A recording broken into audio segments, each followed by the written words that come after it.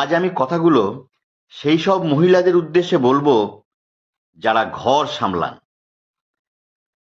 তো আজ সকালে কাজের মাসি ঠক ঠক করে কাঁপতে কাঁপতে এসে মাকে বলল যে আজ আমি ঘর মুছতে পারবো না।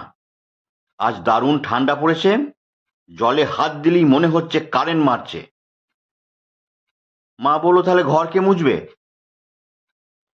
দেখলাম যে মা এবং কাজের মাসি দুজনের কপালেই ভাঁজ পড়েছে। আমি বললাম, দাঁড়াও, চিৎকার করো না, এর একটা ব্যবস্থা আমি করে দিচ্ছি। এই বলে এক বালতি গরম জল করে কাজের মাসির হাতে দিয়ে দিলাম আর বললাম, হবে তো? দেখলাম কাজের মাসি হাসি মুখে গোটা ঘরটা মুছে দিল। তো আপনাদের বলছি যে এই শীতকালে একটু জল গরম করে রাখবেন, যাতে আমাদের কাজের মাসিদের কাজ করতে সুবিধে হয়।